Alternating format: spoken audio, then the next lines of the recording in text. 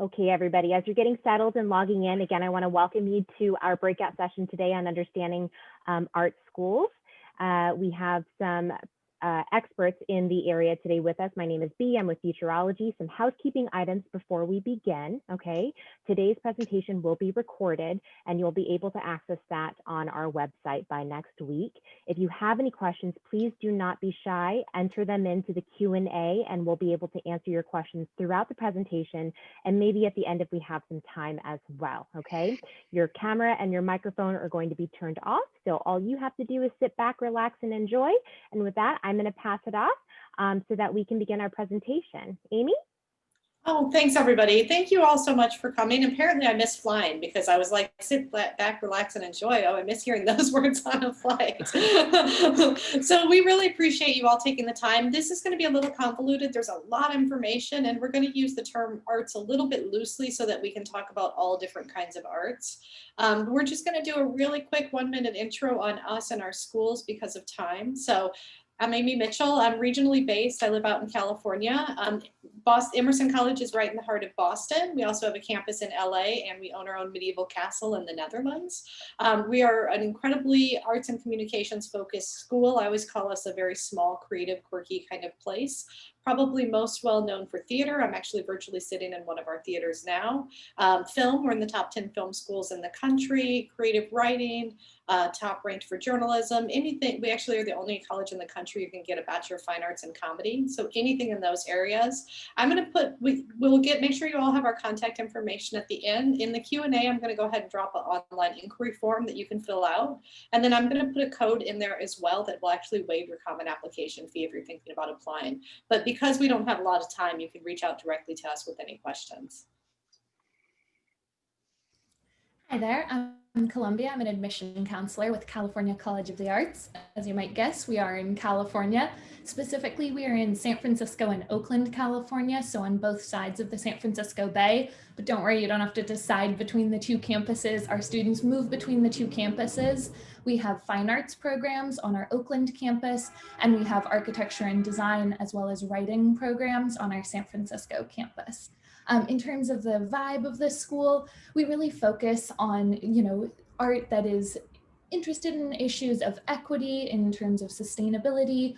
We are a foundation year school, so if you're not quite sure what you want to study and you're interested to explore a really broad interdisciplinary range of courses before settling into a major, that's something that you'd have the opportunity to do at CCA. If you want, you can scan the QR code in the slide here, or you can sort of read that link that says apply.cca.edu/inquiry if you want to get more info, and I'm happy to field any questions later on. Hey everyone, my name is Jason. I am the Associate Director of Admissions at Laguna College of Art and Design. I'm an artist here in Southern California. I'm a painter myself. And yes, I did steal my collage idea here for this slide from CCA, so I am guilty of that. Here we have some examples of the different artwork that our students are making in our majors. We are a very small school, about 750 students total. Our majors are animation. We have a new experimental animation program. We have game art, illustration, entertainment design, graphic design, and then we have our only fine arts major, which is our drawing and painting program. So most of our programs are commercial art majors. We could always discuss more of what that means later on. I'll put my contact info in the chat there if you want more information. I also work as a portfolio coach at the college. So if you need feedback on your admissions portfolio, you're very welcome to reach out to me. Thank you. Hi, my name is Courtney Richter. I'm from Otis College of Art and Design in Los Angeles. In this image, you can see kind of a bird's eye view of campus at the bottom center of the screen. You can see our majors and areas of emphasis up there. So we offer 7 majors as well as 19 minors. So it is a quite interdisciplinary curriculum. Similar to CCA, we do have a foundation year, so you don't have to decide right away or know exactly what you want to major in when you apply. We have about 1,100 students and our student to faculty ratio is 6:1. So definitely a lot of individualized attention. And professional practices is a really huge emphasis at Otis. And we were really proud of our last stats from the graduating class of 2019. 93.5% were employed or in grad school within a year of graduating. So we definitely are we consider Los Angeles and all of the creative opportunities in LA to be a huge asset to our students. So you can scan that QR code there, check out those links that are up on the screen, but I'll also put a link in the Q&A that you can click on to sign up to receive our view book in the mail.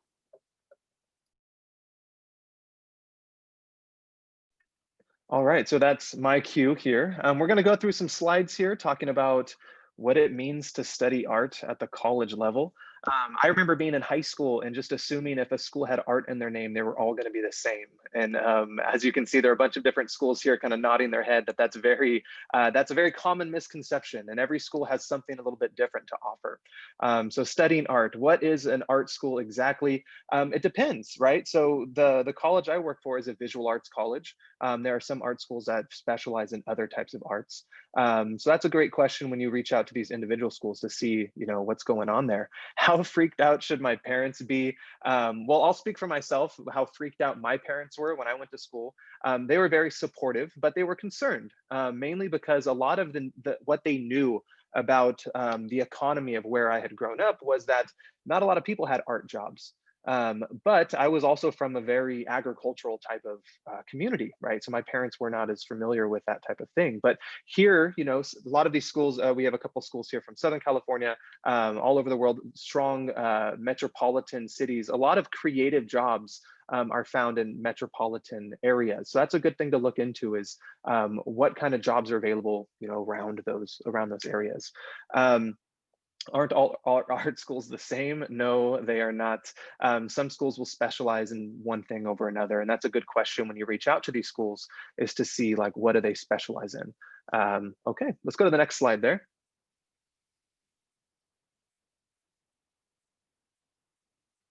Majors offered at different schools. So here you got an idea of what things could be considered art.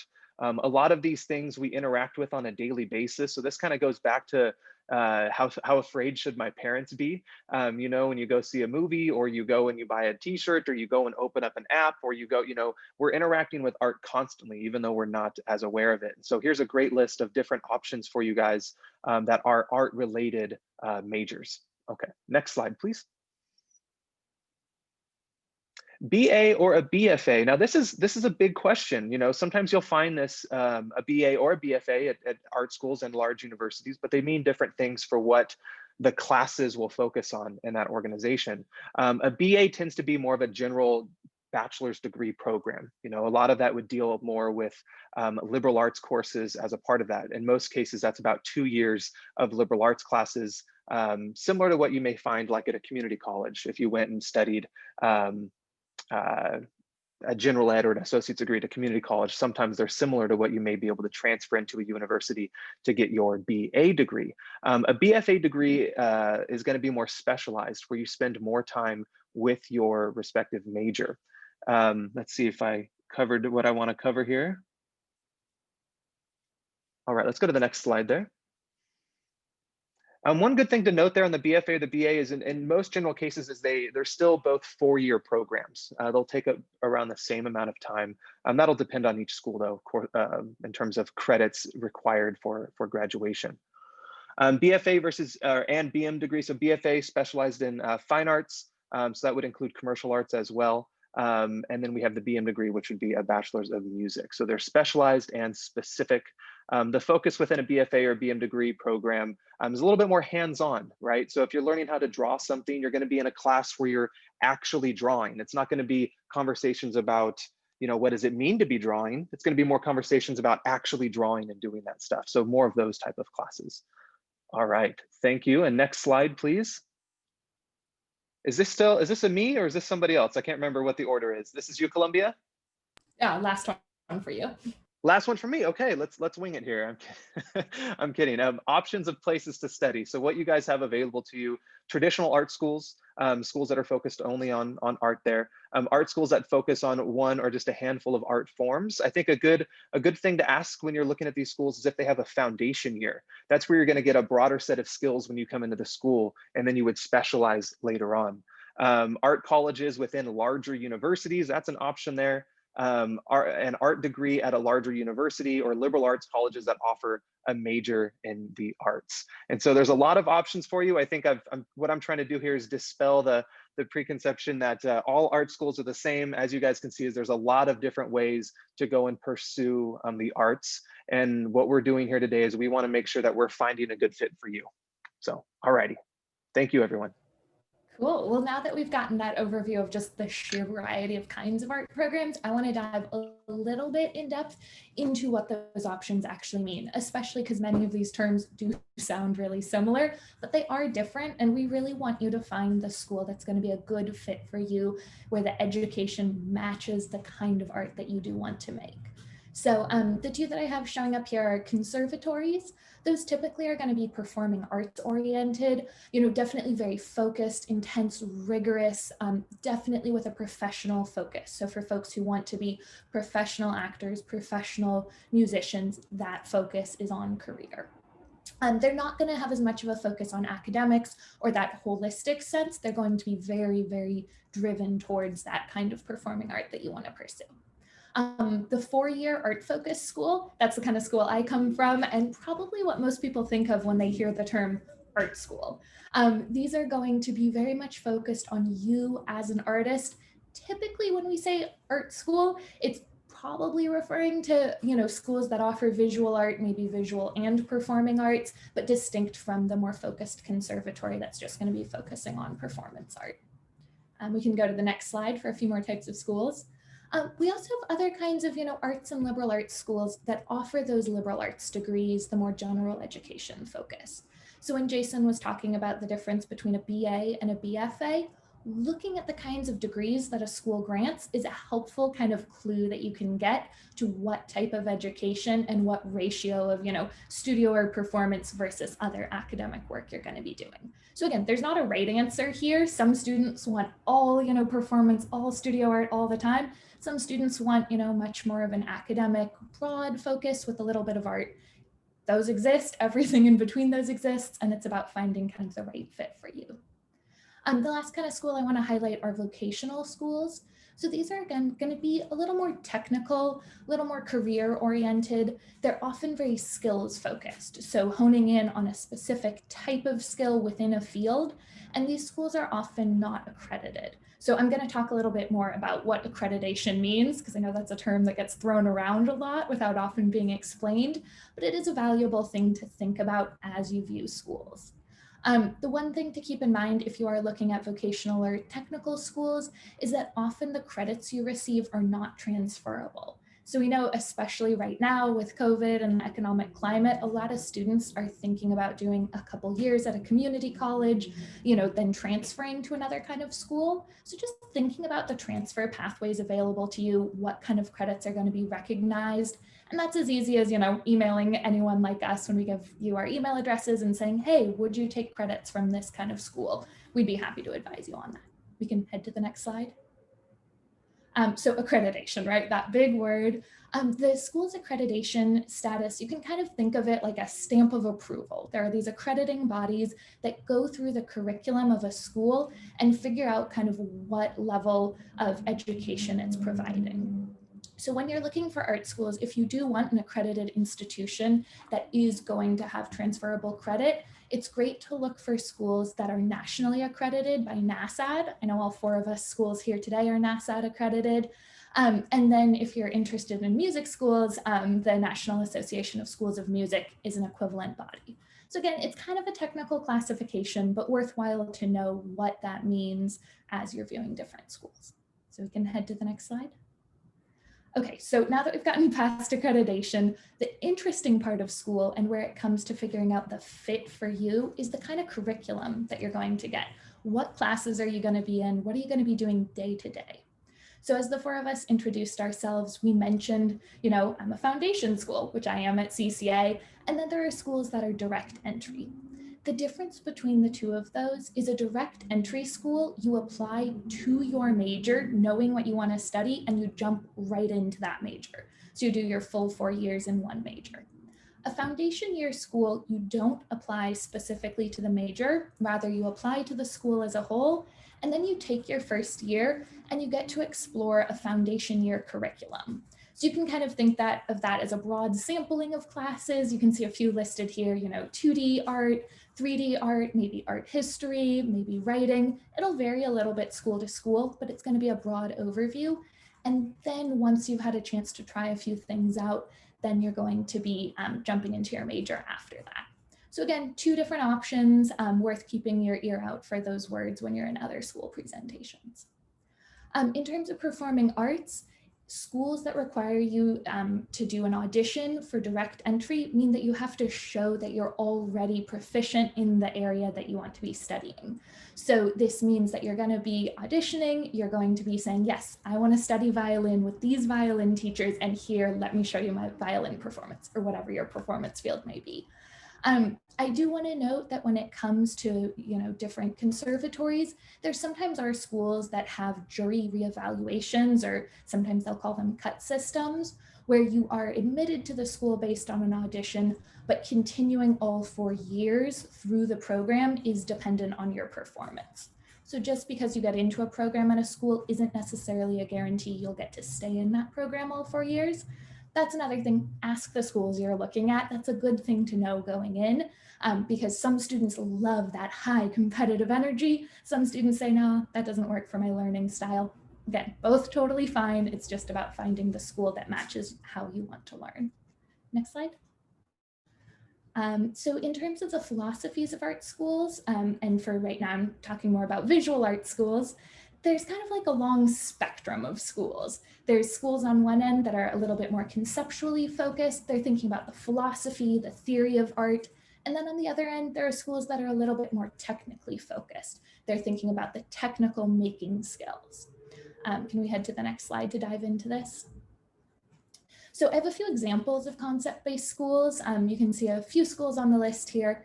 These are schools you may have heard of, and they're really going to focus on the theory, the ideas of your work, the why of making the work. This often means you're going to find some experimental programs, sometimes programs without specific, industry-focused majors. The next slide. Then on the other end of the spectrum, we have schools that are more focused on the technical, teaching you specific skills, often very much focused within a medium or within a major. So you can see a long list of schools here. We've got Laguna, so I'm sure Jason is happy to talk a little bit more, about kind of his relationship, with a technical-based art school. And then last slide, I said it's a spectrum, right? So we can say, sure, there's one end, there's the other end, but then there's all the other schools in between. And you can kind of ask schools where they fall on this spectrum, and they'll be able to have that conversation with you. But you can see Emerson, Otis, and CCA, we all kind of consider ourselves somewhere in that mid-range of teaching technical skills, balancing them with a conceptual skill. It's not a precise matrix by any means, but it's a worthwhile conversation to have as you look into different schools. I'll turn it over to Courtney. Okay, so I'm going to talk a little bit about the application process and portfolio for visual art and design. So probably the most important thing to know, which I'm sure you, if you're beginning your research, you're already realizing, it's going to be, of course, different for every single school. So there are common elements, but you really have to read the fine print and understand what is the most important component of an application for any given school that you're applying to. So some schools will want to see letters of recommendation from people who know you as a creative person. So ideally an art teacher or some kind of art instructor you've had before, maybe someone who's overseen you at a visual art and design related internship. Pay attention to what the personal statement or essay is asking for. So for some schools, this might be asking for an actual artist statement, a statement about your work and your practice. Others might want more of a kind of overview of why you're interested in art and design, what your future goals are with art and design. So those are important distinctions to be aware of. Do an interview if possible. So even if it's not a required interview as part of the application process, you can meet with admissions representatives at different schools. It is literally our job to help you. So we're here in that capacity to chat with you, no matter how familiar you are or are not yet with our school. We're really happy to kind of talk about what our school is known for, what the experience is like, and whether it would be a good fit for you based on what you're looking for. The next one is a really good point. If you've had a rough spot with your grades, make sure to address that in a written statement. So I know we kind of look at the arc of your academic performance. So you might have had a rough semester or a rough year, but maybe you've been on an upward trend. And so you might just want to address that. And that's totally fine. It doesn't mean you'll be disqualified, but addressing that is a really good idea. And again, don't be shy, reach out to us. We are here to help you through this process. We know it can feel overwhelming, but we want it to go smoothly for you. Next slide, please. Okay, so the Common App, a lot of schools are on the Common App now. There is a lot of information you need to fill in on there. So in that written portion where you're adding extracurricular activities, don't just think about school-related clubs and sports and things like that. There might be some non-academic, non-school related commitments that have been a big focus for you, whether that's been a part-time job or caring for a family member. All of those things help us see kind of a well-rounded picture of who you are and how you've been spending your time. Definitely highlight all of your relevant experience. So I've definitely seen applications from students who started a little web shop to sell their sticker designs or things like that, that might not be academic, but that really highlight ways that you're pursuing your passions outside of school as well. If a portfolio is asked for, it definitely matters. So this is, again, one of those things, read the fine print, see what each school is looking for in the portfolio, talk to a representative from that school if you're able to. Most schools do use Slide Room for the portfolio submission. And in Slide Room, there is going to be a little box for additional information next to every image that you upload. So make use of that space. Tell us about each piece, whether it's just like the title, the description, the dimensions. That basic information is important. But even if you want to give a sentence or two about the context, maybe the idea behind the work, a little bit about the process, keep in mind we're viewing your work on a computer screen. So anything that we might not be able to tell, we would of course prefer to see the work in real life. So any context you can add for us is really helpful. And then again, have a clear understanding of each school's portfolio requirements. And I'll talk a bit more about that. Next slide, please. Okay, so again, most schools will want a portfolio of some sort. This helps us determine your level of technical skill at the time that you're applying, your creative ability, but also the fit. So there's definitely students, like for example, who may want to apply to Otis and their portfolio is 100% photography. Well, we have photography at Otis, that's great, but we also want to see drawing skills because you're going to have a foundation year where you have to draw. So that, in conversation with students, if I meet a student who never wants to pick up a pencil, only wants to use a camera, our program might not be the best fit for them. So, there's a few things being kind of determined there. So again, having that conversation, making sure you have a really good understanding of those requirements is really important. Again, this is one way that requirements will vary. Some schools might want to see an emphasis on variety in your portfolio to see that you're exploring a lot of different mediums. Other schools will really want to see a sense of cohesion from your portfolio. So I apologize. This part of the presentation is a lot of gray. There's no kind of black and white answer how to make one perfect portfolio, because if you're doing it right, you're probably tweaking it and making it a little bit different for each school that you're applying to. So some examples of types of portfolios, you might need to submit a major specific portfolio. So if you're applying for a graphic design program, your work is supposed to be graphic design. There are some schools that a portfolio may not be required for admission, but only to be considered for a scholarship. Some schools require a challenge or a themed project. So that's a specific assignment or project that you're doing for that school's application. Some schools might have specific life drawing requirements. So they might actually kind of designate, we need to see 10 examples of this type of work or something like that. Others are going to have a more kind of open approach to what you can submit in your portfolio. And they might want to leave it a little bit more up to you and seeing the work that you're excited about. And a good note is usually, even if your portfolio is one that shows a little bit more variety, it's a good idea to include at least one series to show kind of a commitment to a certain idea over multiple pieces of work. Next slide, please. Okay, so things that portfolios might be looking for when they are calling for diversity and variety in the work, of course, a variety in medium. So they might be asking to see your proficiency in various mediums. And this is one thing that I think is tricky because classroom assignments can definitely be used in your portfolio if it is some of your best work. But we kind of want to see you push past those assignments. So if you're making assignments in a class that are, really geared towards learning a certain skill, that might be a great assignment for helping you build that skill, but maybe it's not kind of getting personal or showing your personal creative perspective. So kind of being able to consider what assignments are unique to you and where you really need to push past that to be making work that's more individual to you.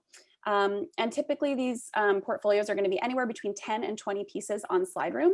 I can't speak for everyone here, but I know 10 to 20 is the requirement at Otis. And I always tell students, we really mean that range. So if you look at your work and you find that 14 pieces are your absolute best work, and then you think, number 15, 16, those aren't as strong, I would say leave those extra ones out because that actually detracts from the strength of your portfolio.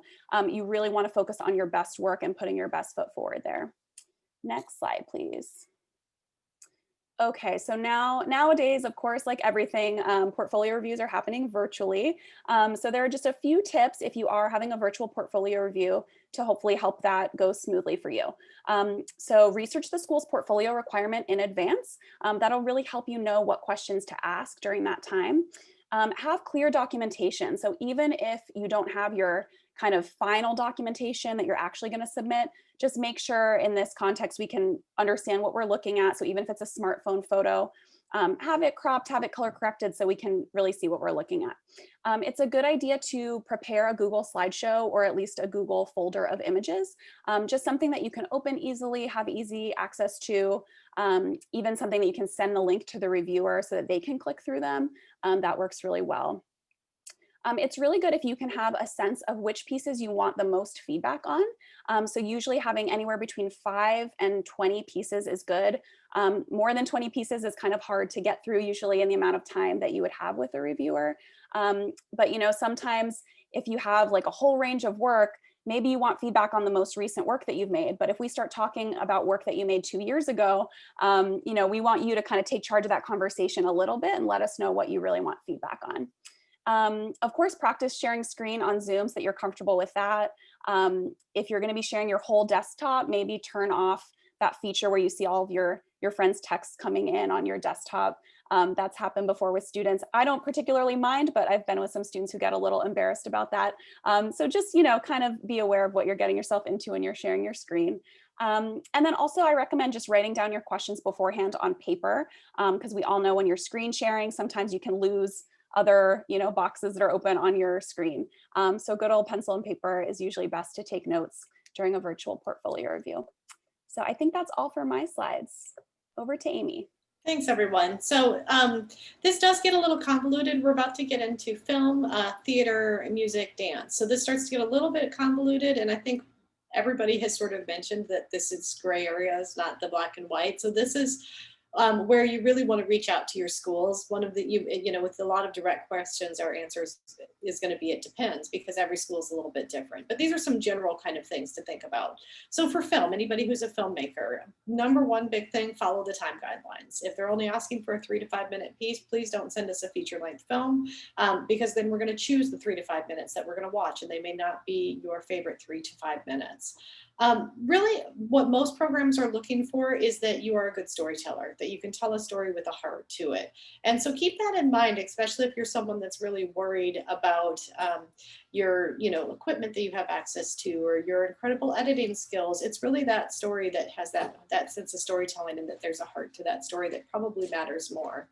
If there's something in particular you want to do in the film industry, so you want to be a cinematographer, you want to be a director, you want to write, your portfolio piece should really reflect those areas of your interest. So especially if you want to do screenwriting, you should submit a screenplay. Think about that. Also think about your subject matter. I think sometimes students are like, oh, I finally get to swear as much as I want in my student films, yay. And that's fine if it moves your work forward, but if it's just there to be there, then maybe that doesn't make the most sense. So just be thoughtful about what you're putting in the work, and that you don't really know who's on the other end necessarily reviewing that work. We can go next. So this is probably a little bit more fine art, but this can be true of film as well. Some schools are going to ask you to present on campus, though this year that's probably very, very unlikely that there's going to be any in-person presentation, portfolio reviews or in-person portfolio days. These are just some of those links, though many schools are also having you just upload an admission portal as well. We can go to the next. All right, performing arts. This is where it gets very convoluted. So we'll do our best to kind of go through quickly so you all have time to ask questions. A couple of things I always like to say about the performing arts fields, in particular dance and musical theater, they're very physical fields. You're moving a lot. You need to take good care of your body. So it's something you want to think about for your future if you're looking at some of those areas of interest. For dance, theater, and music auditions, they're really looking for a number of things. They are looking to assess your skill, right? Where are you at now? What kind of skill do you have? But there's also this sense of trying to understand your potential. Who are you going to be at the end of the program? How are you going to flourish? What's your ability to learn? What's your ability to actually complete the program? So there's a lot of that that's going in. What are your creative skills? Do you have a sense of self and a sense of voice in the way that you're moving, in the way that you're acting, in the way that you're thinking? There are some typical requirements. Again, this is one of those, it depends. It could be very different for every school. And typically with a dance audition, you are doing a dance class, and then you are also doing a solo presentation. This year, it's going to be a little different. What a lot of schools are doing is you'll submit a video of your solo presentation, and they may submit a video of a dance choreography kind of piece, and then you would submit a video, or sometimes even doing an online live audition of you performing that piece. But again, it depends. Every school is a little different. Typically for theater, you're doing 2 contrasting monologues if you're an actor, and we'll get more into depth in that in just a second. If you are a technical theater person, or if you're looking at stage management or production, you're typically doing a resume and a portfolio, often an interview as well. Music, sorry, we're trying to bounce through everything. Music, there in the auditions, they're really trying to understand that you have a sense of hearing in your ear, that you understand playing scales, that you can sight read, and that you have a decent amount of performance ability as well. We can go on to the next one. For music auditions, for vocal auditions, you want to prepare at least 2 contrasting pieces. So that could be, operatic, show music, or art song, just a variety. You should memorize as a vocalist. If you're an instrumentalist, you don't necessarily have to memorize because it is required to sight read, and you should be prepared that you're going to do some solo work as probably well as some kind of technical work. Again, these are going to be virtual this year. They may have you submit a video, or they may do them virtually live auditions. It can be a little bit different. We can go next. All right, so if you are a musician, you want to look over the piece you were sight reading before you start. This is actually true, I think, of theater and dance. You should practice in front of as many people as humanly possible so that you are prepared. And you should, since this is going to happen virtually this year, for most schools, you should actually try to practice doing it via Zoom or Google Meet, which means you might have mom or dad set up in another room, because you want to make sure you know where your camera is and how you can move around with how your computer's set up. Especially for any of these auditions, I'm thinking even, dance and theater, you would hate to have your head cut off for the whole audition. So you want to make sure that there's an understanding of how you look. I think most of you are going to be applying to at least at the very minimum 5 schools. All of these programs are very competitive. So you do want to have a good mix of schools that are reach schools that you seem more likely to get in, and have an understanding of casting kind of a wide net and how you apply. We can go on to the next. For dance, again, varies from institution to institution, but most common is going to be a class and then a solo performance piece. Faculty are looking for some different things in dance, especially in modern dance schools. I mean, they're looking for your rhythm and your coordination. They're also looking for your body structure and how do you fit in with the way everybody else is working, and how does that work for the entire, all the pieces that are planned and things like that. More importantly, they're often looking for your potential to learn and your ability to complete the curriculum, because these are really physical fields. You can go forward. Theater. So theater auditions, we already mentioned that they sometimes can take place throughout college. It's very common to be admitted as a BA and then have to audition for the BFA program, or there are often, it's already been mentioned, sometimes cut programs or juried evaluations that happen. You're typically choosing 2 contrasting monologues. Musical theater, you get the triple whammy. You do 2 contrasting monologues, 2 musical pieces, and then a dance movement sequence as well. You can go forward. For theater auditions, please choose materials that's suitable for your age. They really want to see who you are as an actor and cut through the heart of who you are as an actor without you trying to stretch yourself as far as age or using some accents or, you know, doing something that's a little bit more unusual. It's not that you won't have plenty of time to do that in the program, but for the actual audition, they're really just trying to hone in on who you are now. You also want to know the entire play. A lot of times they'll ask, well, why did you make that choice based on what happens later in the play? And you're like, I don't know, I just chose this out of a book of monologues. You don't want to do that. You want to have read the entire play so that you understand why you're making some of the choices that you're making. You should definitely memorize. You want to memorize frontwards and backwards. I know with our auditions, a lot of times they'll stop you and have you start in the middle. And that can be a real fumble for some people that haven't memorized very well. And one of the big things you want to be prepared for is to take direction.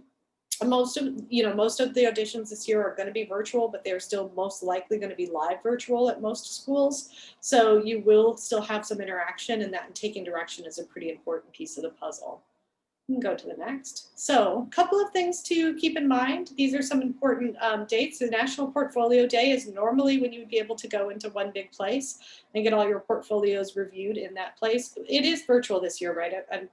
Since we're not a fine arts school, right? Okay, so it'll be virtual this year. And then unified auditions, the same thing. Normally in Chicago, New York, and LA, you would go and be able to audition for a number of schools at once, but this year it's going to be virtual, so it's a little bit different this year. And I think we are going to, here at our contact information, I realized that we can't put anything in the Q&A, so I apologize for that. But you can reach out to all of us here. All of us have a way that if you reach out to us that you can sign up for any sort of online inquiry form. For all of our schools, I shouldn't say that because I don't know that everybody does, but for schools that pay attention to demonstrated interest, this is a way that we can know that you came to attend this. So just email us if you need anything, have any questions. And then we have, what, five minutes for questions. I think we have one in the Q&A box. Let me see. Oh, Joshua's telling us he's a good piano player. So good job, Joshua. That's good to know. Thank you. Yeah. Thank you so much, everybody, for this incredibly informative presentation. You've managed to pack so much into 37 minutes. So thank you for that. I think this is going to be invaluable for our students now and in the future as they watch the recording of this presentation, because it will be posted. We really appreciate your time. We're going to go ahead and open it up to questions. So anybody in here, if you have any questions, please do not be shy. I'm sorry, I'm just trying to adjust the names of these colleges because they're not exactly right and it's bothering me. But if you have any questions, this is your moment, okay? We have some time right now, and you have 4 experts here, admission reps with experience in this. Please ask away. This is your opportunity to get some questions answered and to prepare yourself if you are planning on applying to an art school.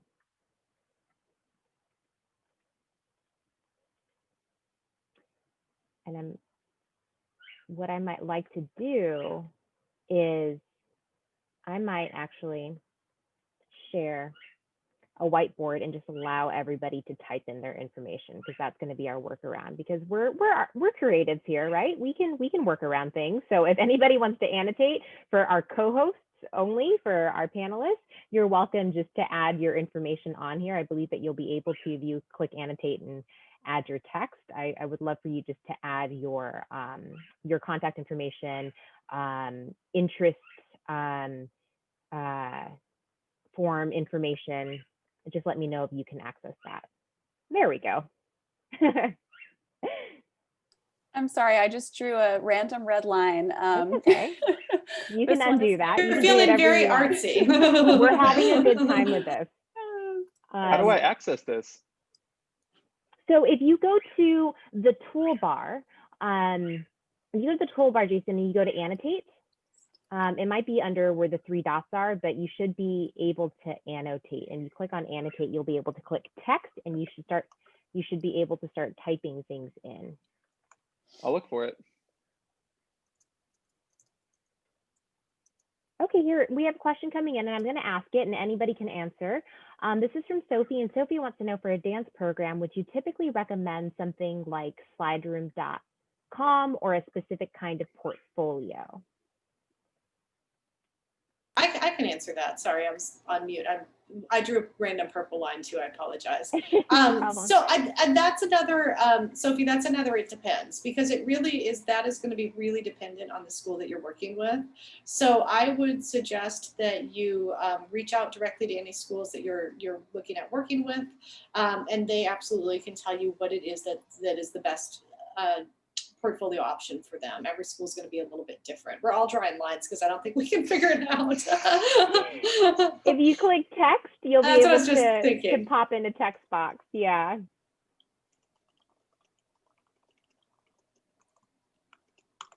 Awesome, Sophie. Thank you for the question. What else have we got? I know we have some people left in here, so take this opportunity and ask all the questions that you might have. And again, thank you so much to our panelists, Jason, Courtney, Amy, Columbia. We really appreciate your time and again, your expertise. And for everybody who's still in here, please remember that this is going to be posted on our website if you want to review it. If you have additional questions, specific questions about a strategy to apply to schools, you're welcome to schedule an appointment with one of our counselors. I'm one of the CUSD College and Career Counselors. So go to our website, schedule an appointment with us. We can come up with a game plan for you as far as choosing, I think as Amy mentioned earlier, a well-balanced list, right? Because we want to make sure that you're applying to, you know, a majority of target and safety schools with a sprinkling of reach schools in there, right? And so if you don't know what that means, schedule an appointment with us so that we can go through that together. And again, that's going to be very unique to each individual, okay, as far as what safety, target, and reach means. Oh, yes, I see this, I feel like it's very apropos for the group that we have with us, that we're collaborating on a whiteboard right now. Okay, so we have a question coming in from Edward, and it says, I'm interested in animation. If I drew a model and then made a character design based off of those, off of the pose, would it count as two pieces or one? That's very technical. Anybody have an answer for that? Yeah, I can look into that a little bit. So the way we define our portfolio pieces is we actually call them portfolio pages. Animation's a great example for this reason, because an animator is going to have several poses, right, on a single page of animation. So if you draw a model and then made a, are you talking about a figure model, like a pose, or maybe I'm confusing your language there, but right, if you draw a model, you would likely, if you were demonstrating your figure drawing skills, you would have like 9 models on one page. That would be your figure drawing submission for your portfolio. And then character designs, like I said, you would have multiple poses. Ideally, we don't really care to see turnarounds, you know, like very ergonomic, like flat turnarounds. We want to see character poses of characters in gesture, doing things that they would be doing that's communicating story. Yeah, a figure model. Okay, that's something, I mean, it's a case-by-case basis. That's not a question I've received before, but if you do have like a costumed pose and you want to like maybe build a character on it, we can talk about that. You know, that sounds like a cool idea. Awesome. Thank you so much, Jason. Oh, go ahead. I can speak to that a little bit as well. I think different schools might have, again, slightly different takes on this, but I know we encourage you to organize your portfolio in the way that makes the most sense. So if you, you may have like a section of your portfolio that's going to be figure drawing, and then a section that's going to be more like finished character designs. I've also seen students kind of include a little bit of process to the finished digital rendering all within one slide, if you will, within one image. So you might show us like a few of your kind of preparatory sketches and then how that led into the finished character design as well, if it makes sense to show us a bit of your process. So, you know, for a lot of finished work, it's probably going to be one piece per slide. Like I don't want to see 6 finished paintings crammed into one slide or something like that. But for certain types of work, it makes sense to have kind of multiple images on one slide. Thank you so much, Courtney. I hope that answered your question. That's also for Edward. A great pitch. We mentioned kind of the National Portfolio Days. that is exactly the sort of question you can bring to National Portfolio Day, and you can ask different schools, because not every school is going to say the same thing, but getting that feedback and knowing you're doing the right portfolio for the right schools, that's going to be invaluable. And you can come like chat with us live over Zoom. So. Yeah, another thing on that too. So National Portfolio Day, normally you would have to wait till it comes to your city. In the case of Southern California, you'd have to go to San Diego or Los Angeles. But right now, National Portfolio Day is online. And so every weekend there is an event somewhere. There's like a geographical location, but you can attend any weekend. So Google search National Portfolio Day. I believe it's a .org, not .gov, .org. And you can check out to get all the sign up information there. Awesome. Thank you, Edward. You got like the full kit and caboodle there with like all of those answers. So I hope that answered your question. For those of you who are still with us, take a photo of the screen so that you have these URLs and the contact information. I'm going to take it back to the slideshow for a second to close out for today. But if you do have a phone out, I want you to take a photo of this so that you're not missing this information. I'm going to give you about 10 seconds to do that. You're welcome, Edward, on behalf of our awesome panelists. Then I'm going to go back to the slideshow because I want to share our final slide with you. Okay, so everybody take a photo. I'm giving you 5, 4, 3, 2, and 1. Okay, we're going back to this guy right here. So I apologize for that abrupt change. Again, contact information for you. Right here. I don't know how I got my thing on everywhere. Sorry. Sorry. That's okay. Amy's just gonna get some extra. So some more contact information from you. I'm sorry, it's California College of the Arts. Okay, guys. So just let me clarify that for you. And finally, if you are still with us, please take our survey. Let us know. Give us some feedback on today's presentation. We want to make sure that this is better and better and better for you every single year. So we don't know that unless you tell us. So please let us know about your experience as a participant at this fair. This recording will be available on our website. On behalf of CUSD and Futureology, I want to thank our awesome panelists today, Jason, Courtney, Amy, Columbia. Thank you so much for being with us. Again, reach out to them, you guys. If you have questions, they will most likely have an answer for you. So please do not be shy and reach out to them. And with that, if you don't have any other questions, you are welcome to excuse yourself and enjoy the rest of the fair. We have a few more presentations this evening. Visit our site. Our panelists, do you have any closing remarks before we close out? Thank you. Thank you so much. Appreciate it. Oh goodness, thank you. We really Everyone for appreciate your having us. time. Thank you for joining us, everybody. Okay, well, you have a wonderful evening, everyone. Have a wonderful rest of the fair. We have a few more events before it's over. Good luck to all of you seniors, and hopefully we'll see you soon. Thank you, everybody. Thank you. Have a great night. Bye. Bye. Bye.